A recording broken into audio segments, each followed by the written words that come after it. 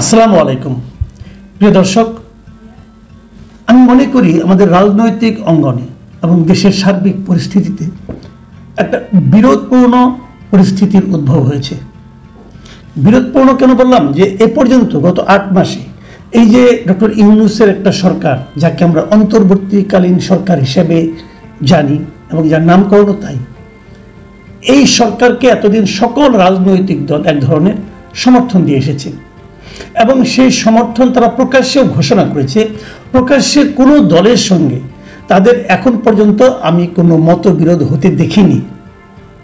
দু একজন দলের দু একজন নেতা হয়তো কিছু কথা বলেছেন, যার সঙ্গে হয়তো ডক্টর ইউনূসের চিন্তা অথবা বক্তব্য অথবা কর্মকাণ্ড মেলেনি, দু একজন নেতা বিচ্ছিন্নভাবে, কিন্তু দলীয়ভাবে তাদের বিরোধিতা কেউ করেনি।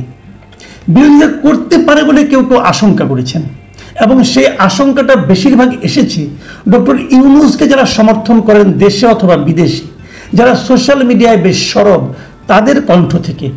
তারা নানা ধরনের ক্যারিকেচার করে নানা ধরনের সংকট তৈরির চেষ্টা করেছেন।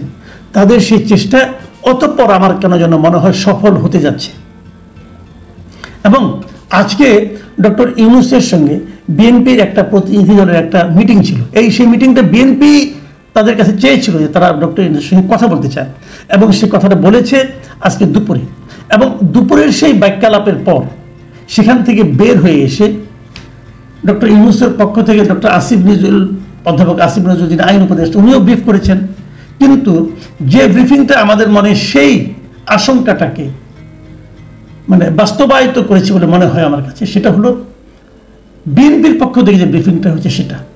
সেখান থেকে বের হয়ে এসে বিএনপির মহাসচিব, দেশে থাকা বিএনপি নেতাদের মধ্যে সর্বোচ্চ যিনি আছেন, মির্জা ফখরুল ইসলাম আলমগীর, উনি স্পষ্ট বলেছেন আমরা একেবারেই সন্তুষ্ট নই। ওনারা কার উপর অসন্তুষ্ট? ডক্টর ইউনূসের কথার উপর অসন্তুষ্ট। ওনারা ডক্টর ইউনূসের কাছে অনেকগুলি পয়েন্ট নিয়ে গিয়েছিলেন, তবে সবচেয়ে বড় পয়েন্ট ছিল নির্বাচন কবে হবে। এবং ওনারা বলার চেষ্টা করেছিলেন যে এই নির্বাচনটা ডিসেম্বরে হওয়া উচিত। ওনারা একথাই বলার চেষ্টা করেছিলেন নির্বাচন ডিসেম্বরে না হলে দেশে একটা অস্থিতিশীল পরিস্থিতি তৈরি হতে পারে। ওনারা এই যেগুলো আগেও বলেছেন, এর আগেও আমি দেখেছি প্রায় 2 সপ্তাহ আগে রয়টার্সের কাছে দেওয়া এক ইন্টারভিউয়ে বিএনপির শীর্ষস্থানীয় নেতা ডক্টর মঈন খান ওই একই কথা বলেছিলেন যে ডিসেম্বরের মধ্যে নির্বাচন না হলে দেশে একটা অস্থিরতা, একটা অস্থিতিশীলতা তৈরি হতে পারে। সেই একই কথা এবার মির্জা ফখরুল ইসলাম আলমগীর বললেন। দেখুন কি বলেছেন, আমি ওনার বক্তব্যগুলো আপনাদের পড়ে শোনাই। ডক্টর মির্জা ফখরুল ইসলাম আলমগীর বলেছেন, ওনার কথা হুবহু বলছে এই কারণে দু একটা শব্দ এদিক সেদিক হলে হয়তো অর্থ অন্যরকম হয়ে যেতে পারে। আমরা হুবহু ওনাদের কথাটা শুনতে চাই। উনি বলেছেন আমরা একেবারেই সন্তুষ্ট নই। আমরা পরিষ্কার করে বলেছি ডিসেম্বরের মধ্যে নির্বাচন না হলে দেশের রাজনৈতিক, অর্থনৈতিক ও সামাজিক পরিস্থিতি আরও খারাপের দিকে যাবে। এই যে কথাটা বলেছেন এর কিন্তু অনেকগুলো অর্থ আছে। যেমন একটা কথা বলেছেন আরও খারাপের দিকে যাবে। প্রশ্নটা হচ্ছে তাহলে এখন কি খারাপের মধ্যে আছে? উনি আরও খারাপের কথা বলছেন। এখন আমার এখানে একটা ছোট্ট একটা প্রশ্ন, যে আসলে কি খারাপের দিকে যাবে নাকি উনি জুজুর ভয় দেখাচ্ছেন? এটা নিয়ে কিন্তু আমি মনে করি আলোচনা হতে পারে। তবে আমি এতটুকু বুঝি যে যতক্ষণ পর্যন্ত একটা নির্বাচিত গণতান্ত্রিক সরকার না আসবে, যতদিন পর্যন্ত এরকম একটা ঝুলন্ত অন্তর্বর্তীকালীন সরকার থাকবে দায়িত্বে, রাষ্ট্র ক্ষমতায়, সরকারে, ততদিন পর্যন্ত এখানে বিদেশি বিনিয়োগ আসবে না।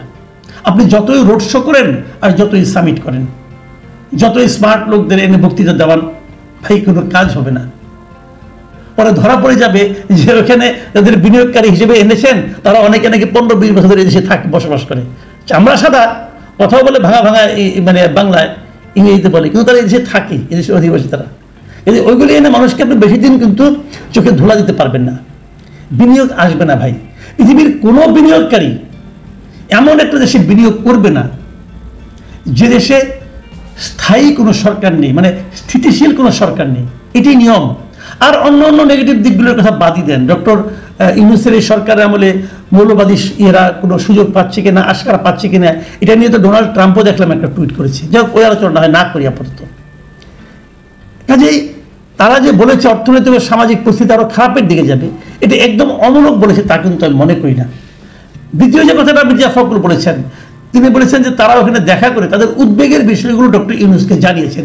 উদ্বেগগুলো কোন কোন ক্ষেত্রে ওনারা বলেছেন, যে ক্ষেত্রে উদ্বেগ তারা ছিল, তারা বলেছেন যে নির্বাচনের সুনির্দিষ্ট রোডম্যাপ তারা চেয়েছেন, এবং তারা বলেছেন যে বর্তমানে রাজনৈতিক যে পরিস্থিতি আছে এবং দেশের যে অবস্থা, তাতে আমরা বিশ্বাস করি একটি গ্রহণযোগ্য নির্বাচনের মাধ্যমেই সমস্যার সমাধান করতে হবে।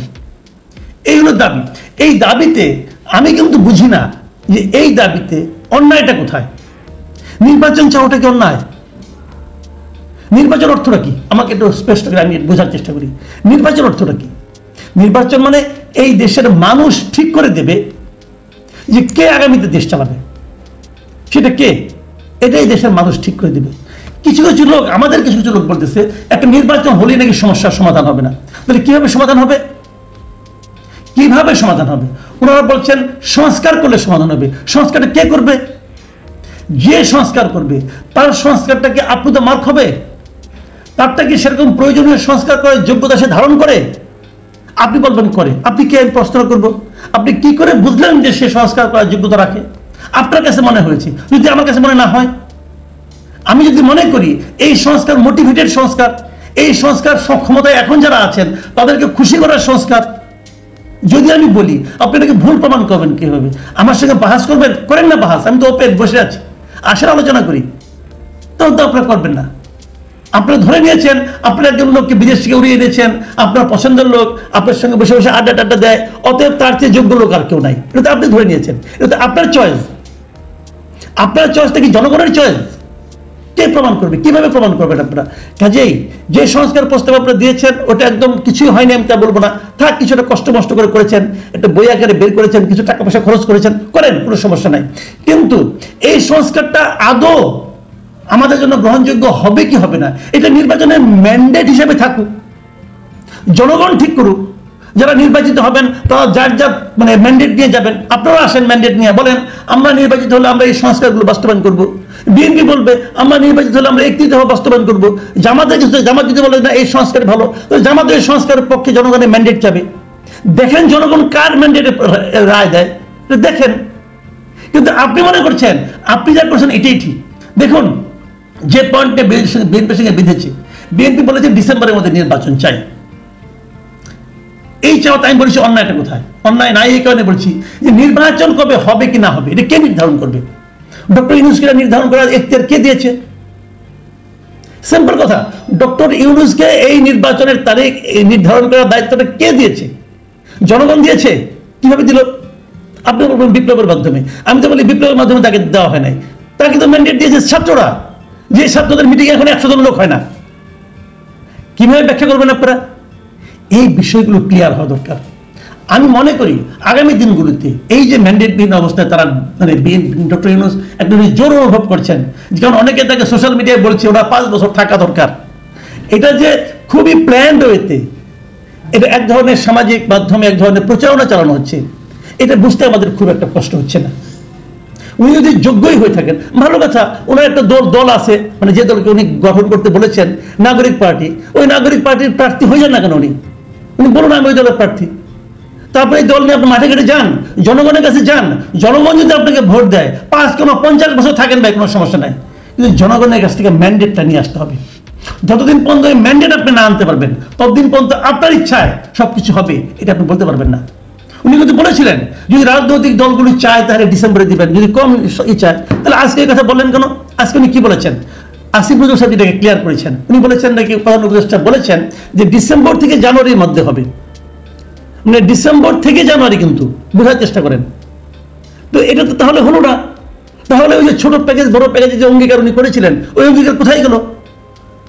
এখন যদি বিএনপির মতো দল বলে আমরা বেশি প্যাকেজ চাই না, আমরা বেশি সংস্কার চাই না, আমরা কম সংস্কার চাই, তাহলে তোমরা ডিসেম্বরে নির্বাচনটা করা উচিত।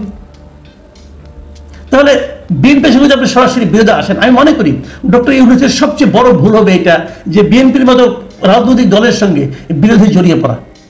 মাথায় রাখতে হবে, এখন যদি বিএনপি আপনার বিরুদ্ধে আন্দোলন শুরু করে যে আমরা ডিসেম্বরে নির্বাচন চাই, সেই আন্দোলনের চাপ আপনি সহ্য করতে পারবেন? আপনি ধারণ করতে পারবেন? সরি ডক্টর ইউনূস, আপনি পারবেন না। বিএনপি এমন একটা দল যার নাকি ওয়ার্ল্ড পর্যায়ে পর্যন্ত, ইউনিয়ন পর্যায়ে পর্যন্ত তার নাকি সংগঠন আছে। আমি বলছি না এটাই ঠিক, কিন্তু আমি এটা বলছি বিরোধী জড়ানো কোনো মানে হয় না। আপনার উচিত বিএনপির সঙ্গে আন্ডারস্ট্যান্ডিংয়ে আসা। বিএনপি যা চেয়েছে অন্যায় কিছু চাইনি, একটা রোড ম্যাপ চেয়েছে নির্বাচনের, অন্যায়টা কোথায়? এটা দেওয়া উচিত। আমি মনে করি যে ডক্টর ইউনূসের যে অনমনীয় মনোভাব, অনমনীয় যে সিদ্ধান্ত, এখানে ওনাকে একটা রিথিঙ্ক করা উচিত, পুনর্বিবেচনা করা উচিত। না হলে সামনে একটা দুর্যোগ আছে, এই দুর্যোগে ওনার কিছু হবে না, উনি হয়তো বিদেশ চলে যাবেন, ওনার উপদেষ্টাদের অনেকেই বিদেশ চলে যাবেন, ওনার সঙ্গে যারা সহযোগী আছেন তারা অনেকেই ডুয়েল সিটিজেন, তারা আরামসে বিদেশ চলে যাবেন, যা মাল পানি কামানো হয়েছে তো হয়েছেই, কিন্তু আমাদের জনগণের ভোগান্তি বাড়বে। আমি ডক্টর ইউনূসের ভালো মন্দ নিয়ে চিন্তা করছি না, আমি অনেক রাজনৈতিক দলের নেতাদের বক্তব্য নিয়ে ভাবছি না, তাদের স্বার্থ নিয়ে আমি ভাবছি না, আমি ভাবছি আমাদের কি হবে, আমাদের মতো সাধারণ মানুষ, আমরা একটা অস্থিরতা থেকে মাত্র বের হয়েছি, আমরা আরেকটা অস্থিরতা চাই না। প্রিয় দর্শক, এই সমস্যার সমাধান কিভাবে হয় এটা দেখার জন্য আমরা আরো কয়েকদিন অপেক্ষা করব। ভালো থাকবেন আপনারা, এখন এ পর্যন্তই। আল্লাহ হাফেজ।